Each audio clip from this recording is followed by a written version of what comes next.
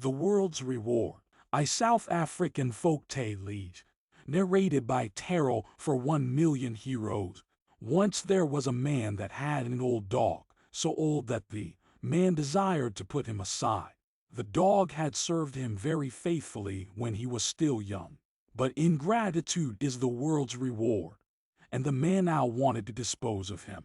The old dumb creature, however, ferreted out the plan of his master, and so at once resolved to go away of his own accord. After he had walked quite a way, he met an old bull in the veld. "Don't you want to go with me?" asked the dog. "Where?" was the reply. "To the land of the aged," said the dog, "where troubles don't disturb you and thanklessness does not deface the deeds of man." "Good," said the bull, "I am your companion."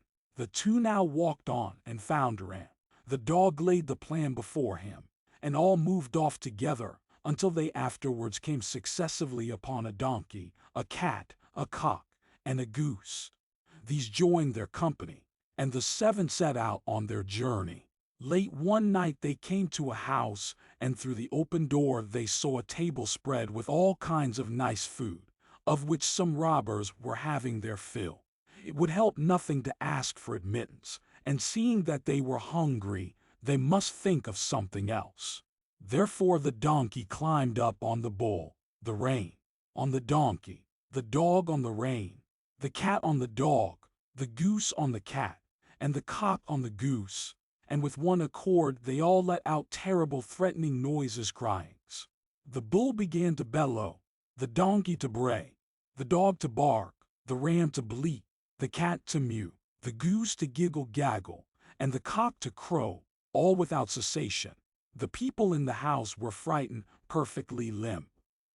They glanced out through the front door, and there they stared on the strange sight. Some of them took to the ropes over the back lower door, some disappeared through the window, and in a few counts the house was empty. Then the seven old animals climbed down from one another, stepped into the house, and satisfied themselves with the delicious food. But when they had finished, there still remained a great deal of food, too much to take with them on their remaining journey, and so together they contrived a plan to hold their position until the next day after breakfast. The dog said, "See here, I'm accustomed to watch at the front door of my master's house," and thereupon flopped himself down to sleep. The bull said, "I go behind the door," and there he took his position. The ram said, "I will go up onto the loft." The donkey, "I at the middle door." The cat, "I in the fireplace." The goose, "I in the back door." And the cock said, "I am going to sleep on the bed." The captain of the robbers after a while sent one of his men back to see if these creatures had yet left the house.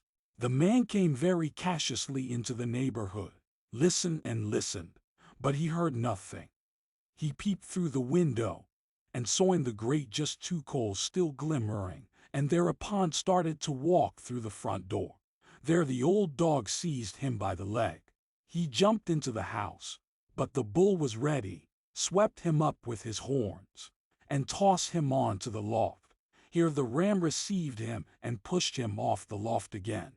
Reaching ground, he made for the middle door, but the donkey set up a terrible braying, and at the same time gave him a kick that landed him in the fireplace, where the cat flew at him and scratched him nearly to pieces.